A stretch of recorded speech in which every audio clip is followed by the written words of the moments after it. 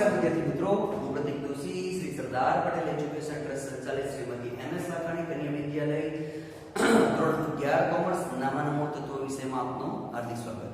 વિદ્યાર્થી મિત્રો, આજે તમે લાસ્ટ લેક્ચર જોયો હશે, જેમાં ઉદાહરણ નંબર 1 વેપાર ખાતું વાળું અને ઉદાહરણ નંબર 2 નફા નુકસાન ખાતું વાળો દાખલો જોયો છે.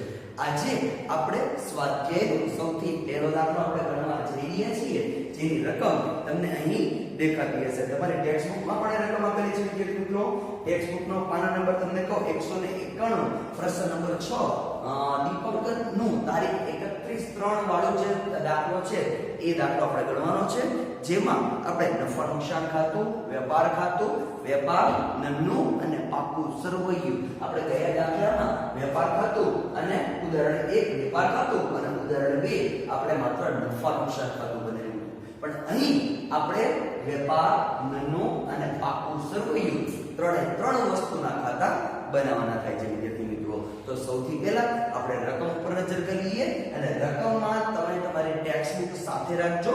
ટેક્સ્ટ બુકમાં પેન્સિલ અથવા પેનથી તમે લખતા જજો કઈ એન્ટ્રી ક્યાં આવે છે. પત્રક સ્વરૂપે છે, ખાતા સ્વરૂપે નથી વિદ્યાર્થી મિત્રો. એટલે કે ઉધાર બાકી, જમા બાકી બંને આપેલી છે.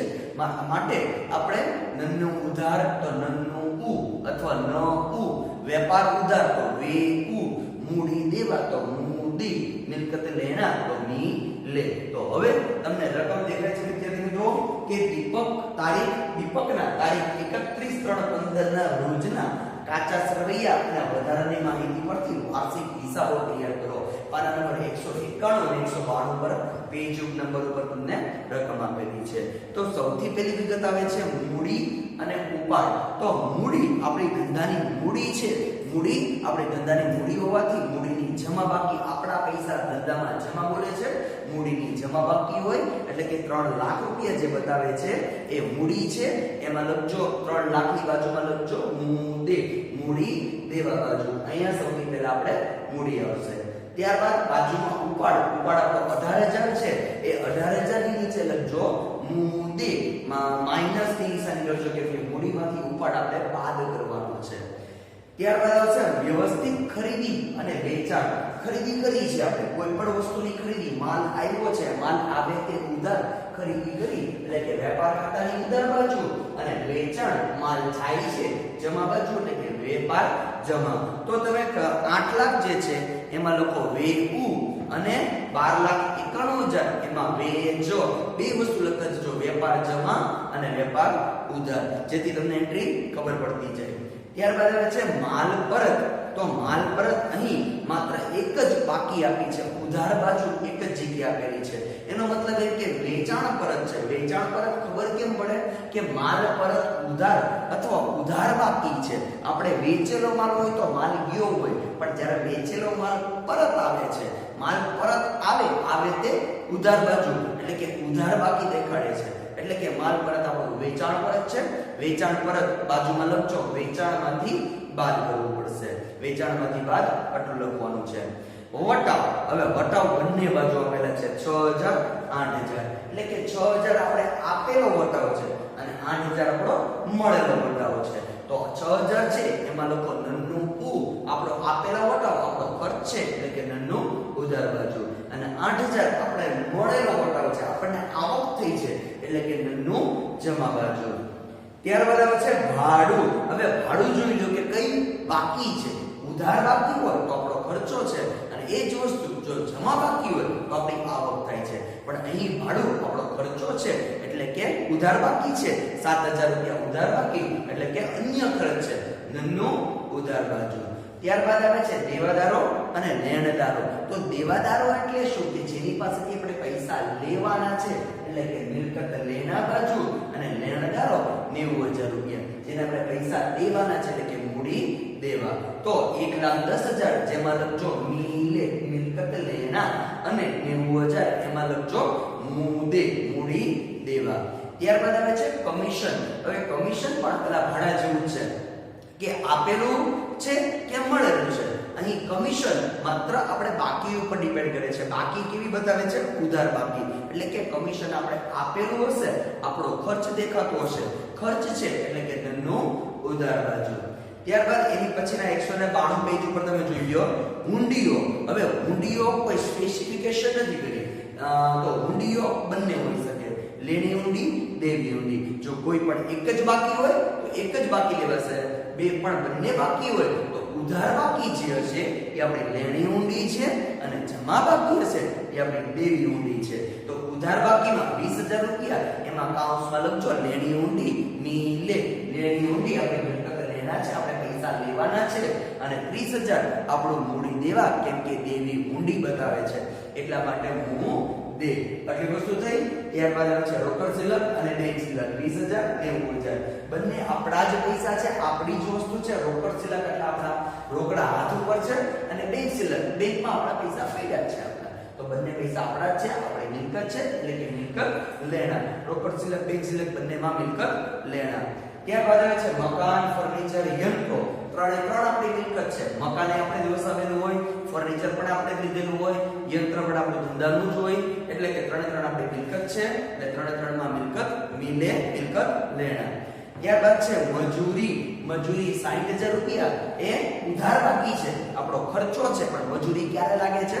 માત્ર માલ જ્યારે તમે ખરીદો છો ને ત્યારે જ તમારે મજૂરી ખર્ચ લાગુ પડે છે. એટલે કે માલ ખરીદીનો ખર્ચ છે, આપણો ખર્ચ છે પણ શેનો? ખરીદી. માલ જ્યારે આપણે ખરીદ્યો હોય ત્યારે ખર્ચ લાગે છે.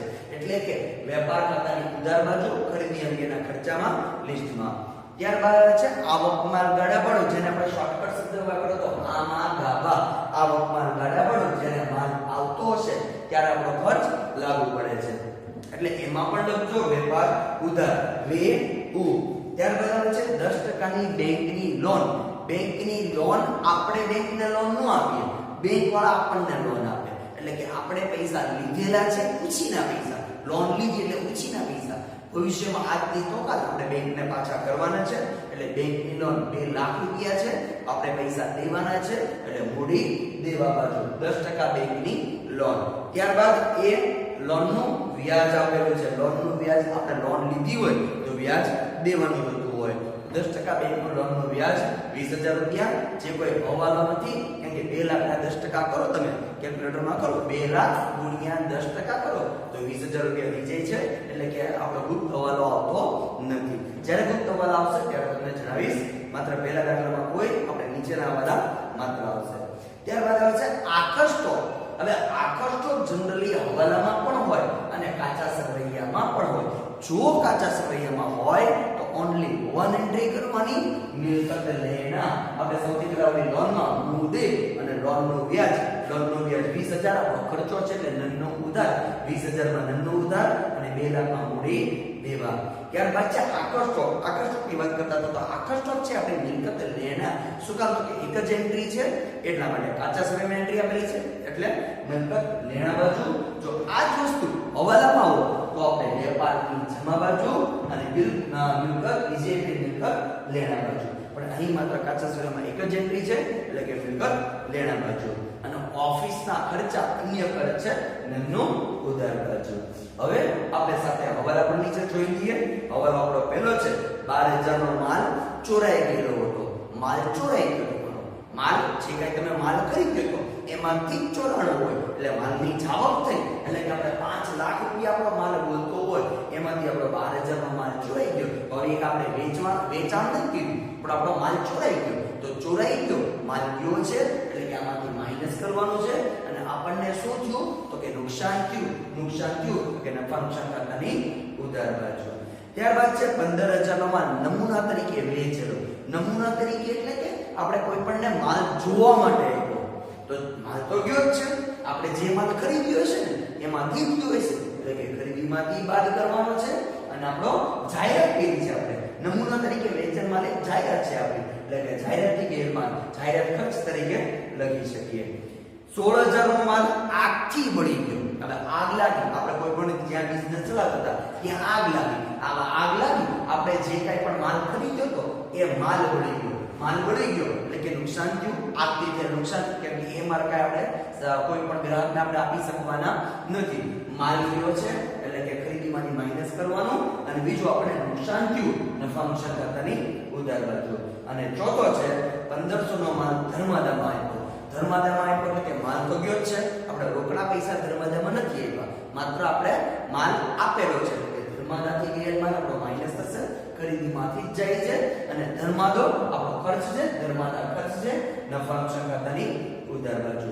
હવે સૌથી પહેલા ઉપરના આપણે દાખલો શરૂ કરતા પહેલા આપણે શોર્ટ હેડિંગ અહીંયા લખું છું. દાખલામાં અહીં શોર્ટ હેડિંગ છે, ત્યારબાદ ડિટેલ હેડિંગ જે કરીને છે હમણાં આપણે દાખલો શરૂ કરીએ એટલે કે તમને ઉપર દરેકના વેપાર ખાતાના, નફા નુકસાન ખાતાના અને પાકા સરવૈયાના દરેકના હેડિંગ અહીંયા બોલું છું એ જ વસ્તુ અહીંયા લખાતું જશે વિદ્યાર્થી મિત્રો. અહીં આપણે ભાગીદાર નહીં પણ વ્યક્તિક માલિકીના કરીએ છીએ એટલા માટે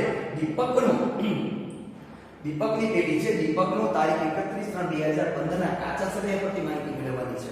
તો એને હેડિંગ હવે તમે રકમ જોઈ લીધી વિદ્યાર્થી મિત્રો.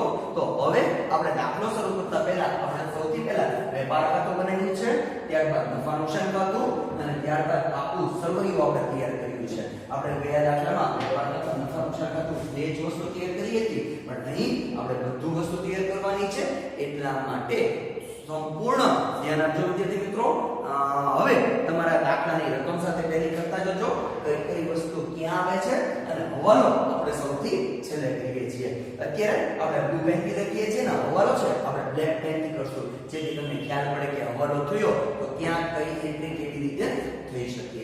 તો સૌથી પહેલી એન્ટ્રી આપણે જોતા જઈએ તો સૌથી પહેલા હેડિંગ તમને બોલી જાઉં છું. દીપકનું તારીખ 31/3/2015 ના રોજ પૂરા થતા વર્ષનું વેપાર ખાતું. જો અહીંયા તમને લખાતું હોય છે દીપકનું તારીખ 31/3/2015 ના રોજ પૂરા થતા વર્ષનું વેપાર ખાતું. આ વેપાર ખાતાનું હેડિંગ જે તમે દાખલામાં લખી શકો છો વિદ્યાર્થી મિત્રો, તમારે ફેરબુકમાં લખવાનું છે કેમ કે હેડિંગ વગરનું દાખલો કોઈ પણ આપણો નકામો થાય છે. હેડિંગ લખવું આપણા માટે ફરજિયાત છે. પછી નફા નુકસાન ખાતાનું હેડિંગ બોલું છું વિદ્યાર્થી મિત્રો. દીપકનું તારીખ 31/3/2015 ના રોજ પૂરા થતા વર્ષનું નફા નુકસાન ખાતું અથવા શોર્ટમાં નનનું ખાતું તરીકે દર્શાવી શકો. તારીખ દીપકનું તારીખ 31/3/2015 ના રોજ પૂરા થતા વર્ષનું, આ બંને ખાતા છે એમાં લખવાનું પૂરા થતા વર્ષનું, આ બંનેમાં પૂરા થતા વર્ષનું વેપાર ખાતું, નફા નુકસાન ખાતું. હવે પાકા સરવૈયાનું હેડિંગ આવે છે. તો પાકા સરવૈયાનું હેડિંગ શું છે તો કે દીપકનું તારીખ 31/3/2015 ના રોજનું, એમાં રોજનું છે, આમાં રોજ પૂરા થતા વર્ષનું છે. અહીંયા રોજનું પાકું સરવૈયું દીપકનું તારીખ 31/3/2015 ના રોજનું પાકું સરવૈયું. હવે દરેકના હેડિંગ થઈ ગયા વિદ્યાર્થી મિત્રો. હવે હેડિંગ સાથે હવે આપણે કઈ કઈ એન્ટ્રી ક્યાં કરવાની છે સાથે કરતા જઈએ વિદ્યાર્થી મિત્રો. તો સૌથી પહેલા આપણે એન્ટ્રી જોવાની છે. સૌથી પહેલી એન્ટ્રી આવે છે આપણી મૂડી. તો મૂડી છે એ આપણી 3 લાખ રૂપિયા. તો સૌથી પહેલા આપણે અહીંયા લખશું મૂડી 3 લાખ રૂપિયા. મૂડી 3 લાખ. આપણે એમાંથી ઉપાડ બાદ કરવાનો છે ને, નફો કે ખોટ આપણે પ્લસ કે માઈનસ કરવાના છે એટલે આપણે તેને અંદર રાખશું. હવાલો નથી પણ આપણે ઉપાડ બાદ કરવાનો છે, નફો નુકસાન પ્લસ કે માઈનસ કરવાના છે એટલે આપણે તેને અંદર રાખ્યો છે. ત્યારબાદ છે એની બાજુમાં ઉપાડ એટલે કે માઈનસ કરી ઉપાડ. મૂડીમાંથી ઉપાડ આપણે 3 લાખ રૂપિયા ધંધામાં રોક્યા, એમાંથી આપણે ઘર ખર્ચ માટે 18,000 રૂપિયા ઉપાડી જઈએ તો 18,000 રૂપિયા આપણે માઈનસ કરવાના. 3 લાખ માંથી 18,000 માઈનસ કરો 2,82,000 રૂપિયા. એટલી નોંધ થઈ જાય છે. 3 લાખ માઈનસ 18,000 રૂપિયા એટલે કે 2,82,000 રૂપિયા એટલું થઈ ગયું. હવે ત્યારબાદની એન્ટ્રી આવે છે વ્યવસ્થિત ખરીદી અને વેચાણ. હવે વ્યવસ્થિત ખરીદી છે તો ખરીદીની ઉધાર બાકી તમે જોયું હશે, વેપાર ઉધાર બે કુલ લખ્યું છે આપણે. તો આપણે સૌથી પહેલા અહીંયા લખવાનું ખરીદી અથવા વ્યવસ્થિત ખરીદી. વ્યવસ્થિત ખરીદી આપણી છે 8 લાખ રૂપિયા અને વેચાણ આપણું છે 12,91,000 રૂપિયા. 12,91,000 ખરીદી વેચાણ. તમને પ્રશ્ન થશે સર બંને વસ્તુ અંદર શું કામ રાખી? એનું કારણ ખરીદીમાં આપણે જે કંઈ પણ હવાલાઈમાં છે એ ખરીદીમાં આવે છે. આપણે ટીક કરવા રહી ગયા છે. ખરીદીમાં આપણે 4 ટીક કરી નાખશું કેમ કે એમાંથી આપણે બાદ કરવાના છે. વેચાણને શું કામ અંદર રાખ્યું કેમ કે એમાંથી વેચાણ પરત હંમેશા બાદ થતું હોય. રકમ આપેલી હશે જ્યારે આવશે ત્યારે લખશું. આમાં પણ આપણે પરત હોય તો કરશું, ન હોય તો કાંઈ આપણે કરવાની જરૂર નથી. ત્યારબાદ છે માલ પરત. તો અમે સાઈડમાં લખાવતું વેચાણ પરત. તો વેચાણ પરત આપણું 50,000 છે. વેચાણ પરત આમાંથી આપણે 50,000 માઈનસ કરી નાખીએ તો 12,91,000 માંથી 50,000 જશે તો વધશે 12,41,000 રૂપિયા. એટલું આપણું વેચાણ પરત થઈ ગયું. ત્યારબાદ છે વટાવ. તો વટાવ એટલે કે આપેલો પણ છે મળેલો પણ છે. તો આપેલો વટાવ તમે લખ્યું છે ઉપરથી બે લાઈન છોડી અને લખો આપેલો વટાવ. શું કામ બે લાઈન છોડવી? તો કેમ કે અહીંયા કાચી કોટ પણ આવી શકે, કાચી મૂકો પણ આવી શકે જેને આપણે અહીં કેરી ફોરવર્ડ કરવાનો હોય એટલા માટે ઉપરથી બે લાઈન છોડવી. આપેલ વટાવ અને સામે લખવાનું મળેલ વટાવ. આપેલ વટાવ આપણે ઉધાર બાકી છે 6,000 રૂપિયા અને મળેલ વટાવ છે આપણા 8,000 રૂપિયા. એટલી વસ્તુ થઈ ગઈ. ભાડું ઉધાર બાકી છે એટલે આપણો ખર્ચો લાગુ પડશે એટલે કે ભાડું આપણે સીધું બહાર લખી નાખીએ. ભાડું છે આપણું 7,000 રૂપિયા. ત્યારબાદ આવે છે દેવાદારો અને લેણદારો. દેવાદારો જેની પાસેથી આપણે પૈસા લેવાના છે એટલે કે મિલકત લેણા બાજુ. એની કોઈ એન્ટ્રી આપણી હવાલાની નથી એટલે કે સીધી આપણે તેને બહાર મૂકી દઈશું 1,10,000. તેની સામે જ આપણે લેણદારો જેને આપણે પૈસા દેવાના છે એ પૈસા દેવાના છે આપણે 90,000 રૂપિયા. આટલી વિગત થઈ ગઈ વિદ્યાર્થી મિત્રો. ત્યારબાદ આપણે આવે છે કમિશન. કમિશન ઉધાર બાકી છે એટલે કે ઉધાર બાકી આપણો ખર્ચો છે ભાડાની નીચે. કમિશન આપણું 8,000 રૂપિયા. આટલી વિગત થઈ ગઈ વિદ્યાર્થી મિત્રો. ત્યારબાદ 192 માં પેજ ઉપર હુંડીઓ. હુંડીઓ બંને હોય, લેની હુંડી પણ હોય, દેની હુંડી પણ હશે. તો લેની હુંડી ઉધાર બાકી દેખાડશે અને દેવી હુંડી આપણી જમા બાકી દેખાડશે. તો બંને વસ્તુ લેણી હુંડી આપણા 20,000 રૂપિયા છે અને દેવી હુંડી આપણા 30,000 રૂપિયા છે. આગળ રોકડ શિલ્લક, બેંક શિલ્લક બંને આપણા જ વસ્તુ છે એટલે કે મિલકત લેણા બાજુ. રોકડ શિલ્લક, બેંક શિલ્લક. રોકડ શિલ્લક છે 20,000 રૂપિયા અને બેંક શિલ્લક છે 90,000. એટલે કે આપણા રોકડા હાથ ઉપર આપણી પાસે 20,000 રૂપિયા છે પણ બેંકમાં આપણા બેંકમાં પૈસા કેટલા પડ્યા છે 90,000 રૂપિયા. ત્યારબાદ આવે છે મકાન. મકાન આપણે ખરીદેલું છે, મકાન આપણી મિલકત છે.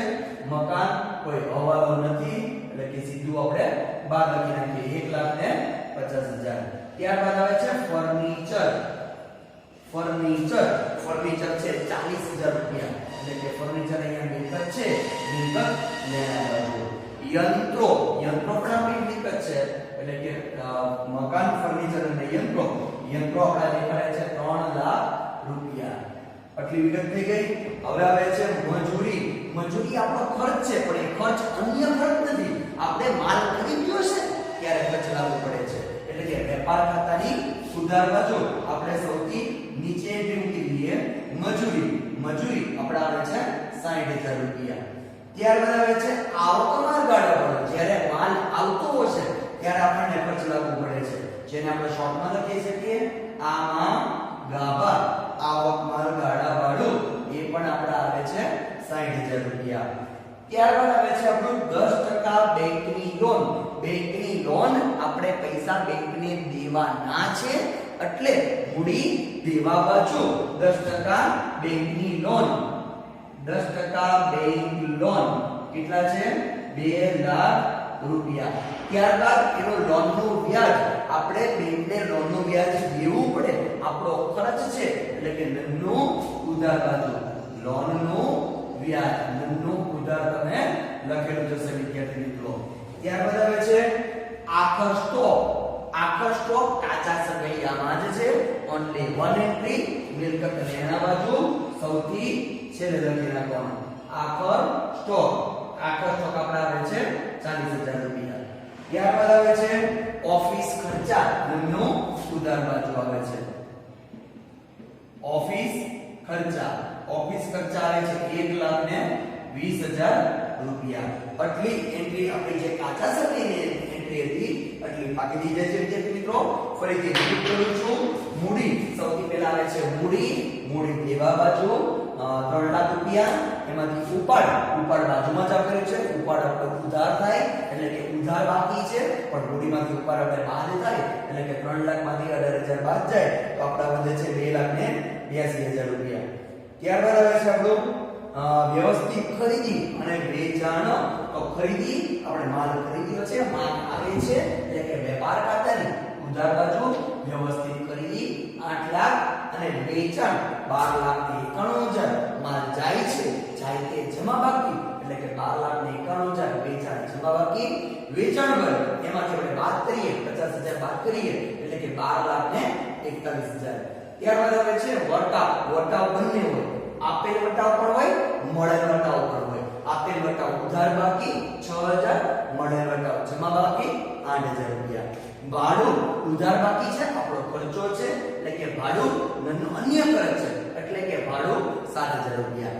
ત્યારબાદ છે દેવાદાર લેણદાર. તો દેવાદારો 1,10,000 આપણે પૈસા લેવાના છે મિલકત લેના બાજુ, અને લેણદાર જેની પાસેથી આપણે ઉધાર માલ ખરીદ્યો છે એટલે કે તેને પૈસા આપણે દેવાના છે.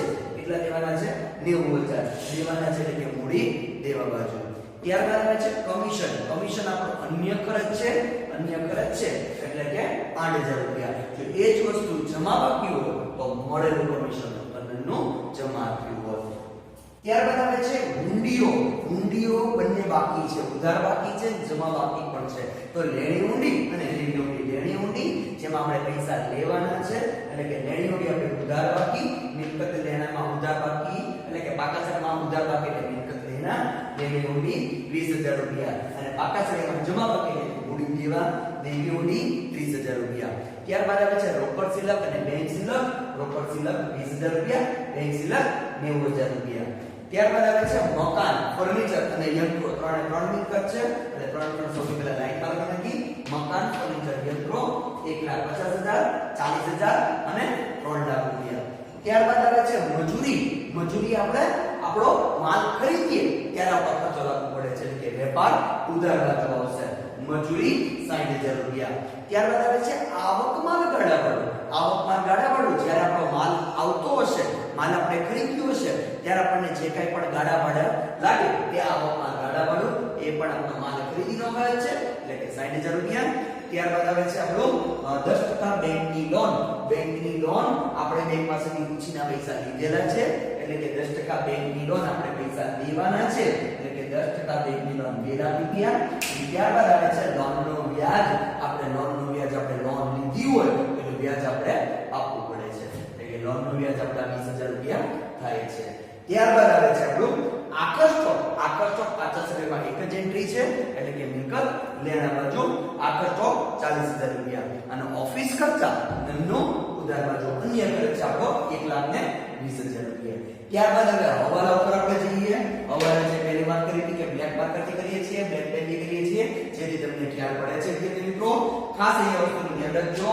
સૌથી પહેલો હવાલો આવે છે આપણો 12,000 નો માલ ચોરાઈ ગયો તો આપણે જે કાંઈ પણ ખરીદીએ છે અહીં વેચાણ પર તો આવ્યું નથી એટલે કે 8 લાખમાંથી 0 જાય તો કેટલા વધે છે?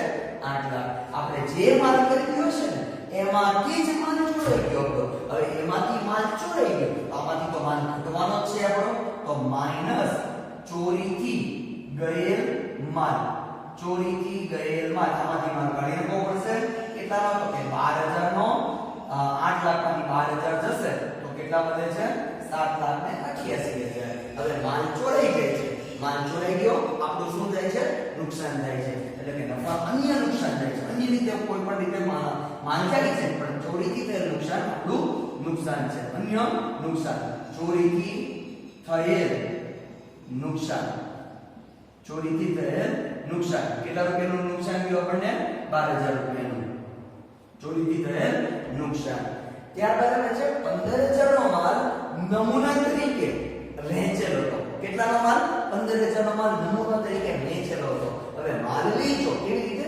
નમૂના તરીકે એટલે કે માઈનસ નમૂના. માલ તો ગયો છે, નમૂના તરીકે ગયેલ કેટલાનો? 15,000. 7,88,000 માંથી 15,000 બાદ કરો 8 માંથી 5 જાય 3, 8 માંથી 1 જાય 7, 7,73,000. હવે માલ કયો નમૂના તરીકે શું કામ આપ્યો હોય છે? જાહેરાત કરવા માટે, આપણો માલ વેચાવા માટે. એટલે કે નમૂના તરીકે વેચેલ માલ અથવા જાહેરાત તરીકે લખો તો પણ ચાલે. નમૂના તરીકે વેચેલ માલ નો ખર્ચ અથવા જાહેરાત ખર્ચ લખો તો પણ ચાલે. કેટલાનો? તો કે 15,000. ત્યારબાદ આવે છે 16,000 નો માલ આખી બળી ગયો. આખી બળી ગયો માલ તો જાય જ છે, આપણો માલ કયો છે એટલે કે માઈનસ કરવાનો. આખી બળી ગઈ, આખી બળી ગઈ આપણો માલ છે 16,000 રૂપિયા. તો આમાંથી 16,000 રૂપિયા આપણે બાદ કરવાના છે. તો બાદબાકી કરીએ તો 7,73,000 માંથી 16,000 બાદ કરો તો વધે છે આપણા 7,57,000 રૂપિયા. 7,73,000 માંથી 10,000 બાદ કરો 7,63,000. 7,63 માંથી બીજા 6 બાદ કરો તો 7,57,000. એટલો આખી પડી ગયો એટલે આખી થયેલ નુકસાન તો છે તે આપણો આગથી થયેલ નુકસાન. આગથી થયેલ નુકસાન કેટલાનો? તો કે 16,000 રૂપિયા.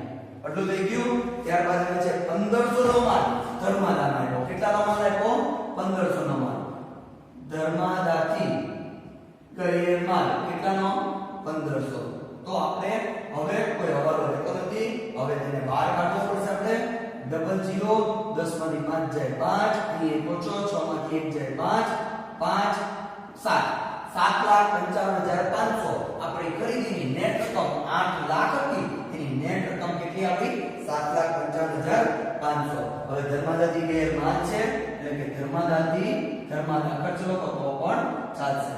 ધર્માદા ખર્ચ આપણો 1,500 રૂપિયા. હવે ત્યારબાદ આપણે તેનો સરવાળો કરવાનો છે. દાખલો પૂર્ણ થઈ ગયો છે. દાખલાની કોઈ હવે રકમ બાકી નથી. તો હવે સરવાળો કરીએ છીએ એ આપણે રેડ માર્કર થી કરીએ છીએ, જેથી તમને બ્લુ માર્કર થી કરીએ અને જેથી કાચો નફો અને કાચી ખોટ જે કઈ આવે છે આપણે રેડ માર્કર થી, જેથી આપણે પોઈન્ટ આઉટ થઈ શકે.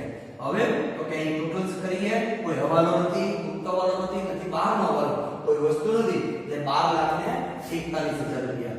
12,41,000 રૂપિયા. જેમાં બાજુ એ જ વસ્તુને આપણે અહીં ઉધાર બાજુ મૂકવાના છે. 12,41,000 રૂપિયા. 12,41,000 માંથી આપણે આટલી વિગત આપણે વાત કરવાની છે. સૌથી પહેલા 7,55,500 માઈનસ 60,000 રૂપિયા માઈનસ 60,000 રૂપિયા. એટલે કે આપણું અહીં જે વિગત વધે છે એ આપણો 3,65,500 આપણો કાચો નફો વધે છે વિદ્યાર્થી મિત્રો. તો કાચો નફો કેટલો વધે છે? 3,65,500 રૂપિયા.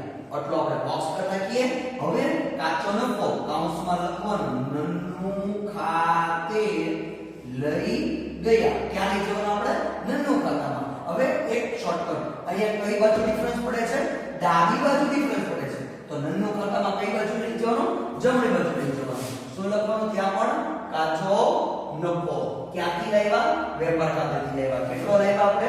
3,65,500 રૂપિયા. હવે તો કે એનો સરવાળો કરીએ આપણે. 3,65,500 વત્તા 8,000 રૂપિયા. તો ટોટલ આપણો 3,73,500 આપણો ટોટલ સરવાળો આવે છે. એ ટોટલ સરવાળો ઈ જ સરવાળો આપણે અહીં મૂકી દઈએ. 3,73,500. એમાંથી રકમ આપણે બાદ કરવાની છે. સૌથી પહેલા 6,000, પછી 7,000 રૂપિયા, પછી 8,000 રૂપિયા, પછી 20,000 રૂપિયા, પછી 1,20,000 રૂપિયા. ત્યારબાદ આવે છે 12,000 રૂપિયા, 15,000, 16,000 અને 1,500 રૂપિયા. તો આપણો ટોટલ જે ચોખ્ખો નફો વધે છે એ 1,68,000 રૂપિયા થાય છે આપણો. એટલે કે ચોખ્ખો નફો આપણો કેટલો આવે છે? 1,68,000 રૂપિયા. ચોખ્ખો નફો ક્યાં લઈ જવાનો? મૂડી ખાતે લઈ ગયા. હવે આપણને ધંધામાં નફો થાય તો આપણી મૂડીમાં શું થશે? વધારો થશે.